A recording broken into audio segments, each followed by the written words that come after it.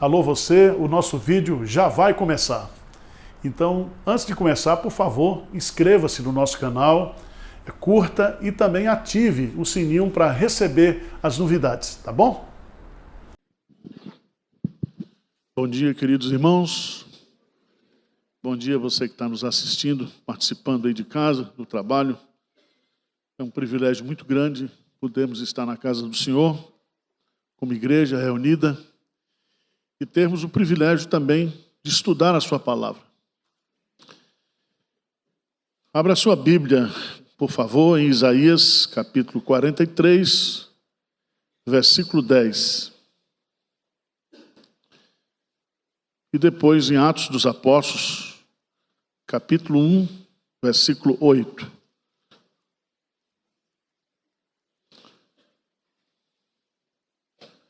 Não faremos um sermão expositivo, nem um sermão tópico, mas aquilo que os entendidos chamam de sermão textual.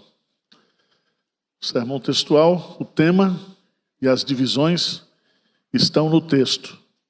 Os argumentos a gente procura na Bíblia. Então, juntos bem forte, Isaías capítulo 43, versículo 10. O que diz? Vós sois as minhas testemunhas, diz o Senhor, o meu servo a quem escolhi, para que vos saibais e me creais e entendais que eu sou o mesmo, e que antes de mim Deus nenhum se formou, e depois de mim nenhum haverá. Amém. Atos dos Apóstolos, capítulo 1, versículo 8. Vamos juntos?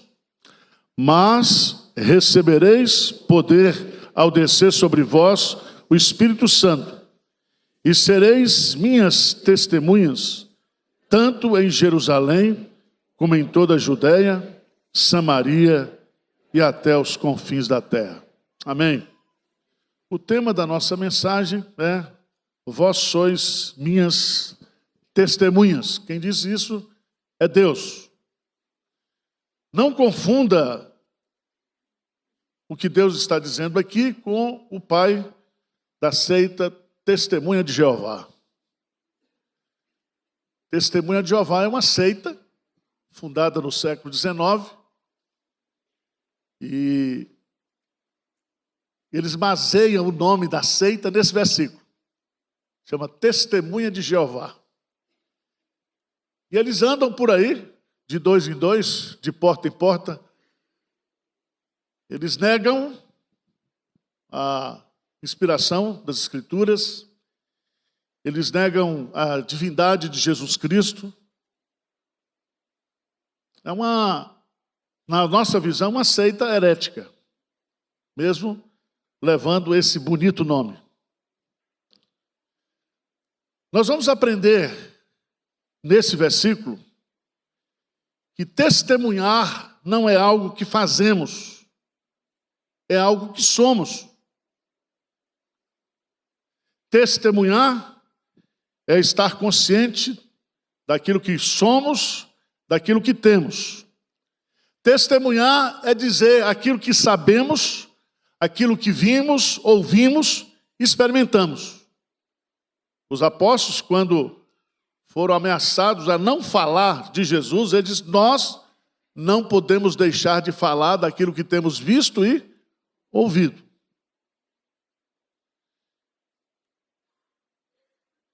O cristão, ele é chamado para ser uma testemunha, não para participar de denúncia. Tem muito crente hoje que é testemunha de acusação. E ele não entendeu ainda que nós somos chamados para testemunhar da graça de Deus, do perdão de Deus. O objetivo do testemunho não é arrumar discussões teológicas, religiosas, mas o propósito do testemunho é tornar Deus conhecido e glorificado da vida das pessoas. O propósito do testemunho é fazer discípulos para Jesus. E A.T. Pierson, ele diz uma coisa muito interessante. Ele diz: testemunhar é todo o trabalho de toda a igreja durante todo o tempo. Veja as divisões desse versículo. Primeiro nós temos aí uma declaração feita por Deus. Ele diz assim: vós sois as minhas testemunhas, diz o Senhor. Essa expressão diz o Senhor é como se fosse um oráculo que brota da boca de Deus, do coração de Deus, dos pensamentos de Deus. Veja que ele está no plural, segunda pessoa do plural, vós sois. E o verbo que ele usa aqui não é o verbo estar, mas é o verbo ser. Para mostrar que nós não estamos dando testemunho. Nós somos testemunhas dele. E é muito importante nós entendermos o sentido. Eu queria que você fosse lá para Êxodo, capítulo 19, no contexto do Antigo Testamento, para você entender por que nós somos testemunhas de Deus.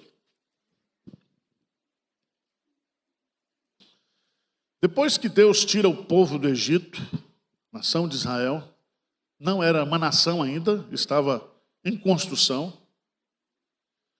E a base da construção foi a aliança que Deus fez com Abraão. Mas agora Deus fortalece essa aliança com Moisés.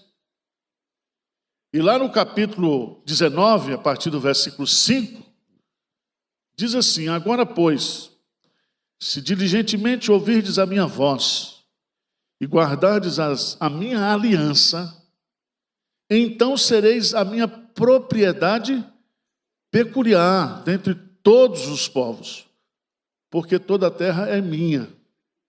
Vós me sereis reino de sacerdotes e o quê? Nação santa, separada. Veja que Deus escolhe, elege, faz uma aliança com esse povo.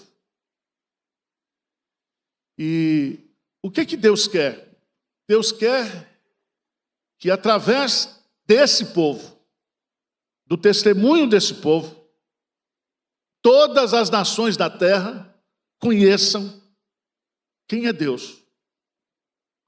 Por isso que usa a expressão reino de sacerdotes. E o sacerdote não é somente aquele que adora, mas aquele que leva o testemunho, o ensino para o povo. E Deus tem uma aliança. Essa mesma aliança, ela se fundamenta também, ela se complementa, se cumpre em Cristo Jesus. E Pedro vai dizer na sua carta que nós, como igreja, somos também reino, sacerdotes, povo escolhido de Deus, para anunciar as virtudes daquele que nos chamou. Dá um pulinho lá, 1 de Pedro, capítulo 2, por favor, só para reforçar o argumento bíblico. 1 de Pedro, capítulo 2. Eu queria que a igreja lesse comigo. Vamos ler juntos? 1 de Pedro 2, 9 e 10. Bem forte. O que diz? Vós, porém, sois raça eleita, sacerdócio real, nação santa, povo de propriedade exclusiva de Deus, a fim de proclamardes as virtudes daquele que vos chamou das trevas para a sua. Vós, sim, que antes não éreis, mas agora sois povo de Deus, que não tinhais alcançado misericórdia, mas agora alcançaste misericórdia. Então está aqui, a aliança continua, e a aliança agora se estende a nós, gentios, não somente a nação de Israel. E é muito importante você observar que o verbo está sempre no sentido de ser, não de estar, mas de ser. Por isso que Deus diz assim: vós sois as minhas testemunhas. Mas ele acrescenta aqui um detalhe, ele diz, o meu servo, a quem escolhi. E servo aqui, na palavra, no grego, no hebraico, tem um sentido de escravo mesmo. De escravo. Escravo escolhido, escravo eleito. E mesmo estando aqui nessa questão do singular, a mesma coisa aparece algumas vezes essa expressão aplicada ao servo sofredor, que é Jesus, mas também a Jacó, a nação, ao povo. Então nós somos testemunhas porque Deus nos escolheu para sermos testemunha. E ao nos escolhermos, Ele nos dá esse privilégio. Esse privilégio.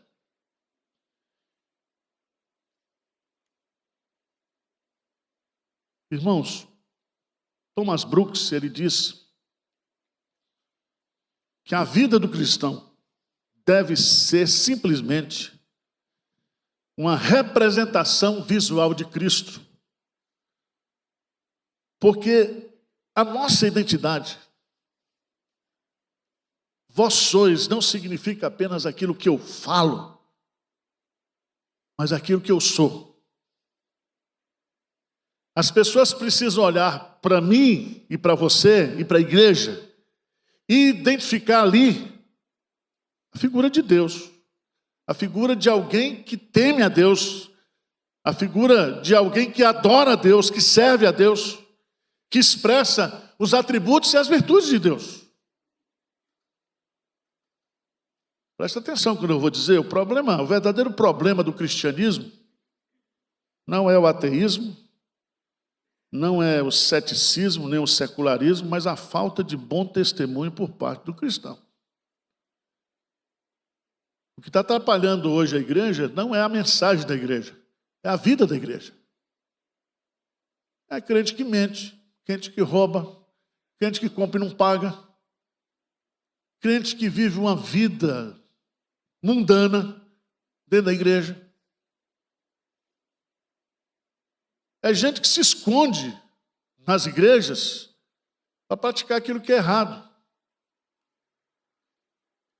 E muitas vezes a nossa vida cala o nosso discurso, porque a gente fica sem moral, sem autoridade. Quantas vezes a gente chega no interior para alugar um imóvel, para colocar uma igreja presbiteriana, e a imobiliária, o proprietário diz, nós não alugamos para a igreja. Eu falo, mas nós somos diferentes, nós pagamos, tal. Irmãos, o nome do evangelho muitas vezes está sendo jogado no lixo, na lata de lixo, por causa do péssimo testemunho dos cristãos. Então não basta falar, é preciso ser cristão, ser testemunha mesmo.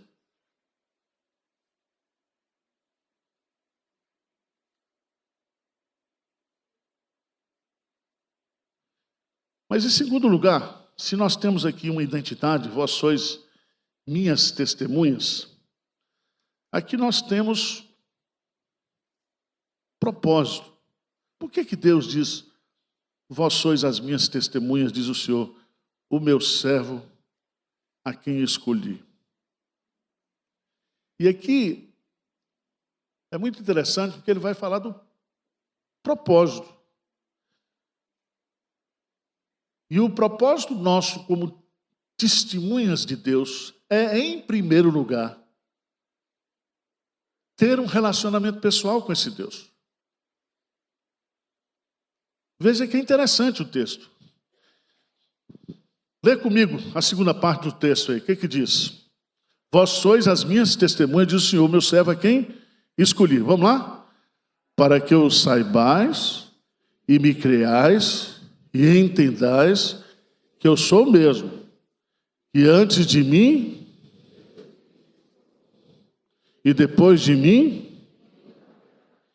Veja que tem umas coisas na Bíblia que são muito interessantes. Deus vai usar 3 verbos aí, verbos chaves. Ele vai usar o verbo saber, saibais, o verbo crer e o verbo quê? Entender. Está no plural. A concordância está certa. Mas cada verbo desse, o verbo saber, crer e entender, são verbos diferentes na língua hebraica. Por que Deus usa isso? Por que o Espírito Santo usa isso? Para ele dar uma dimensão maior para mim e para você do que é o nosso relacionamento com Deus. O verbo saber, o primeiro, yadá, é um verbo que não somente dá aquela conotação de saber, aprender, perceber, mas vai até o sentido de conhecer. Quando diz assim, e Adão conheceu a Eva, é o conhecimento íntimo, conhecimento sexual, é a maior intimidade que duas pessoas podem ter, é o conhecimento sexual. A ideia do saber aqui do Yadá significa ter um conhecimento íntimo, pessoal dele. Veja a expressão, para que os saibais e me creais e entendais. Então ele começa com o verbo saber, ter esse conhecimento experimental, íntimo. Depois ele vai para o verbo creiais. E o verbo crer aqui, amã no hebraico, crer é aquilo que edifica, é aquilo que sustenta, é aquilo que nutre. A ideia, a imagem na língua hebraica é de um bebê que mama e descansa confiantemente nos braços de sua mãe. Aquela linguagem que Davi usa lá no Salmo. Como criança desmamada nos braços da sua mãe. O crer aqui é um descansar. É ter uma fé e uma confiança que dá sustentação, que é como se fosse assim, aquilo que sustenta uma relação. É uma confiança e uma credibilidade total, completa.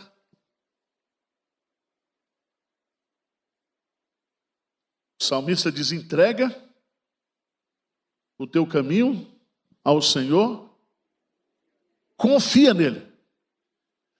Confiar aqui é depositar toda a confiança. É a mesma ideia que aparece aqui. Quando você vai para o banco, você vai até com segurança, com medo de ser assaltado no caminho, mas quando você chega lá, deposita e sai do banco, você se sente aliviado, porque você acha e entende que o dinheiro está bem guardado. E a ideia é essa. É que nós devemos crer em Deus dessa maneira. Crer no sentido de ter total confiança, saber que esse relacionamento, essa confiança, esse conhecimento que nós temos dele, é um conhecimento que traz paz. Que traz paz para o nosso coração. Mas, o terceiro verbo, saibais, creiais e entendais. É interessante porque esse verbo entender aqui vem de compreender. É que você, a partir das informações que você tem e da experiência de relacionamento que você tem, isso lhe dá uma compreensão completa. Agora eu queria chamar a sua atenção, porque ele diz, eu quero que vocês saibam, que vocês creiam, que vocês entendam, que sou eu mesmo. Nenhum Deus antes de mim, depois de mim, nenhum Deus o quê? Haverá. Veja como é importante nós entendermos aqui, porque nós temos um extremo na vida cristã. Há muita gente hoje que conhece Deus através das informações que são dadas pelos livros de teologia.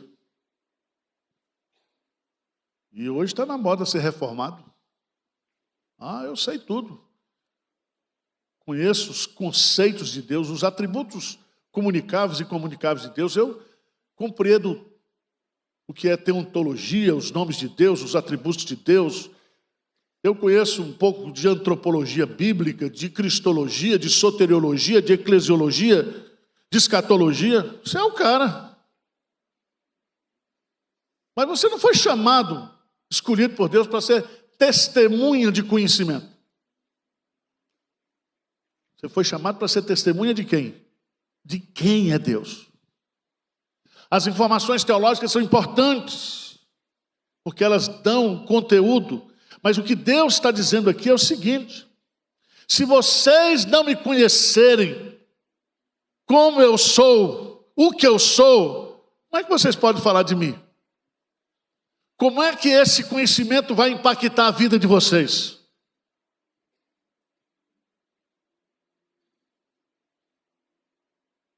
Meus amados irmãos, esse é um assunto sério. É um assunto muito sério. Mateus, capítulo 7, versículo 21 e 23.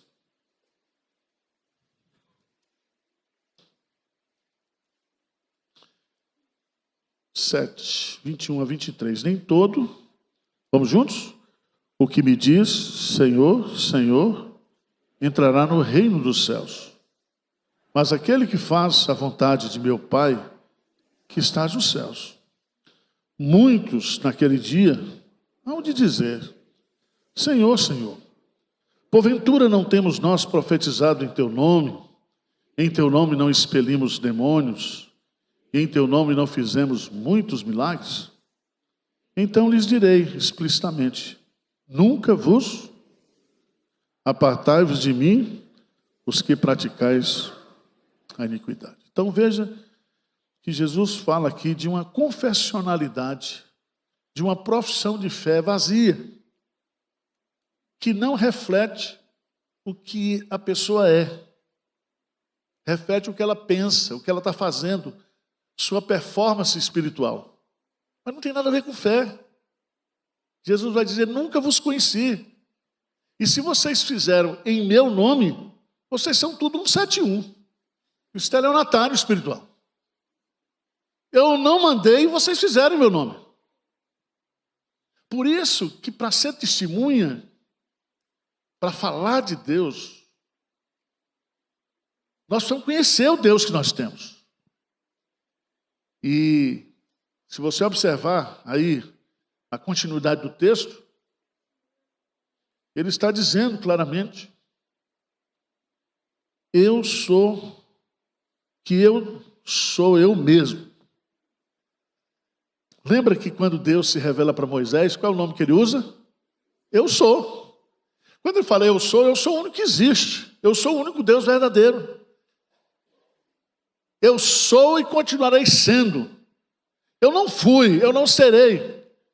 E antes de mim não existe, depois de mim não existirá, porque eu sou o único Deus que existe. Então esse é o seu Deus. Esse é o seu Deus. O Deus Criador, o Deus Redentor, o Deus da providência, o Deus da restauração completa. Ele vai dizer no versículo 11: Eu sou o Senhor, e fora de mim não há Salvador. Veja que no versículo 12, ele vai dizer da sua soberania: eu anunciei aos verbos, eu anunciei salvação, realizei-a, a fiz ouvir. Deus estranho não houve entre vós, pois vós sois as minhas testemunhas, diz o Senhor, eu sou Deus. Eu sou o Deus que tirei vocês do Egito. Eu sou o Deus que realizei, que anunciei, que realizei e que a fiz ouvir. Vocês estão salvos hoje porque tudo isso fui eu que fiz. Mas em terceiro lugar, nós temos a identidade, o propósito, conhecermos a Deus. Oséias diz: conheçamos e prossigamos em conhecer.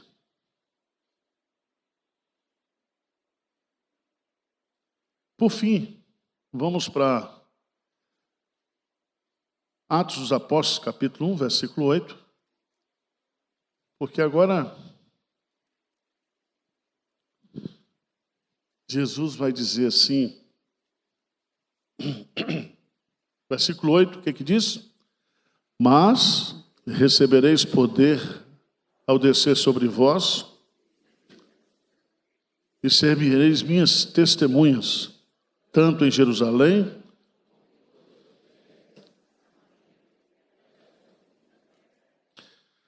veja que Jesus chama os seus discípulos e a igreja de minhas testemunhas. A mesma expressão que o Pai diz em Isaías. Mas Jesus vai colocar aqui algo preciosíssimo para nós. É que nós jamais poderemos dar um testemunho de Deus de forma efetiva, de forma completa, de forma frutífera e eficaz, se não for pelo poder do Espírito Santo. Paulo diz: pela graça sou o que sou. Ou seja, nós só somos o que somos por causa da graça. E sem a graça e sem Jesus, porque a graça e a verdade vieram através de Jesus, nós não somos nada. Mas é muito interessante você entender aqui, nesse versículo, porque Jesus está falando aqui que é o ser que nos capacita a fazer. Se nós não somos, nós não fazemos. Um incrédulo não pode pregar o evangelho. Uma pessoa não regenerada jamais poderá gerar outras pessoas regeneradas. A fé vem pelo ouvir, e ouvir a palavra de Deus. E somente aquele que prega, autorizado, e a base dessa autorização é porque ele é uma testemunha. Ele já foi transformado, salvo. E aqui, meus amados irmãos, tem 3 detalhes nesse versículo que eu queria deixar para você. Primeiro, o poder. Recebereis poder ao descer sobre vós o quê? O Espírito Santo. Não é o Deus que está do lado de fora, é o Deus que está agora dentro de nós. É o Deus, o Espírito Santo, que o mundo não pode receber, mas ele está conosco e habita em nós. Então, toda a capacidade, toda a suficiência você tem para fazer a obra de Deus, para ser uma testemunha de Deus. Se você não está fazendo isso, não é por incompetência,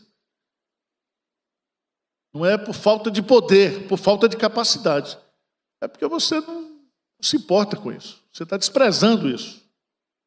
Você está negligenciando isso. O poder aqui não é exousia, que é o poder político do homem, mas é dinamis, o poder espiritual. E Paulo coloca isso lá em Romanos 1,16. Não me envergonhe do evangelho, porque é o poder de Deus, dinamis de Deus. Esse dinamis de Deus, esse poder do evangelho, ele está dentro de nós através do poder do Espírito Santo. E nós só podemos ser testemunhas eficazes, efetivas, no poder do Espírito Santo. O poder, a fonte do poder é o Espírito Santo, e o uso do poder. Para que nós vamos usar esse poder? para sermos o quê? Testemunhas. A palavra testemunha aqui é a palavra mártir, significa aquele que está pronto a viver e a pregar a fé, se necessário for, perdendo a sua própria vida. É aquele que está comprometido com a causa. Essa causa é a sua bandeira, essa causa é a sua vida. Irmãos, diante de um sermão como esse, o que a gente aprende? Quais são as aplicações práticas que nós podemos tirar aqui para a nossa vida pessoal? Primeiro, o privilégio que Deus nos dá. Deus poderia ter dito aos anjos: vós sois minhas testemunhas. Mas Deus diz para mim e para você: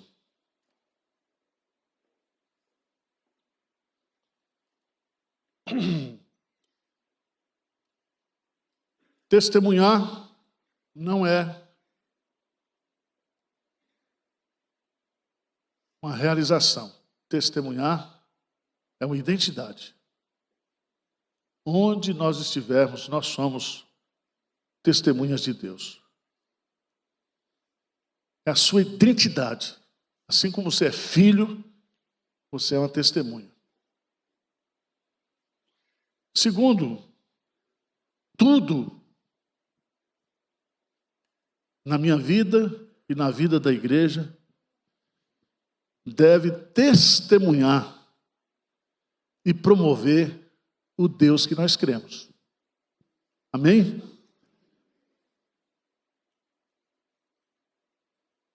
Se Deus não estiver conosco, Israel que o diga. Os amalequitas disseram para Isaac: Isaac, nós viemos aqui fazer um acordo com você, porque todos nós vemos que Deus está com você. Irmãos, nós estamos numa empreitada como igreja, com missões, com expansão, tudo. Que Deus seja visto aqui. Visto nos recursos, visto na união nossa, no amor uns pelos outros, na unidade. Que tudo aqui venha promover a glória dele. E que a gente possa ter sempre no nosso coração aquela verdade: foi Deus que fez, foi Deus que deu, foi Deus que tirou, foi Deus que preservou. Porque a nossa missão é testemunhar, diz Deus, quem eu sou.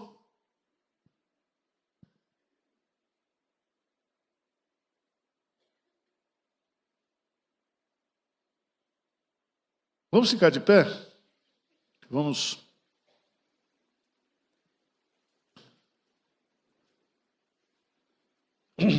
Abra sua Bíblia lá.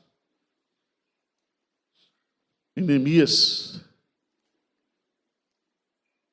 capítulo 6.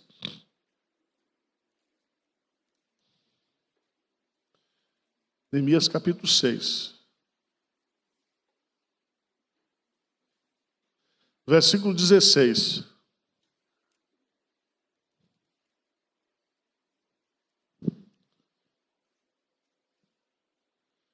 Vamos ler juntos, bem forte. Neemias 6:16. O que diz? Sucedeu que, ouvindo todos os nossos inimigos, temeram todos os gentios e decaíram muito no seu próprio conceito, porque reconheceram que por intervenção... Amém. Que as pessoas possam reconhecer que aquilo que está acontecendo na minha vida e na sua vida é a intervenção de Deus. E que a gente possa conhecer esse Deus. Ele anda muitas vezes, como diz o salmista Asaf, dentro da água sem deixar pegadas. Mas a mão invisível do Senhor está presente na nossa vida. Em tudo. Em tudo. Amém? Senhor Deus, muito obrigado porque o Senhor nos escolheu para sermos testemunhas do Senhor. Nós não podemos testemunhar, Senhor, dar um bom testemunho por causa das nossas fraquezas, dos nossos pecados. A nossa tendência é envergonhar o Teu nome, é escandalizar o Teu nome, é profanar o Teu nome. Mas Jesus nos deu o Espírito Santo, esse Espírito Santo que nos santifica, que nos vivifica, que mortifica a presença do pecado na nossa vida. Ajuda-nos, Pai. Que cada um aqui possa ter a dimensão da grandeza, do privilégio de conhecer o Senhor. O único Deus vivo e verdadeiro. Que nós possamos te amar, que nós possamos te conhecer, que nós possamos desfrutar da nossa comunhão contigo. E que o querer e o realizar o Senhor possa produzir no nosso coração, de tal maneira que sejamos eficientes, eficazes nas tuas mãos.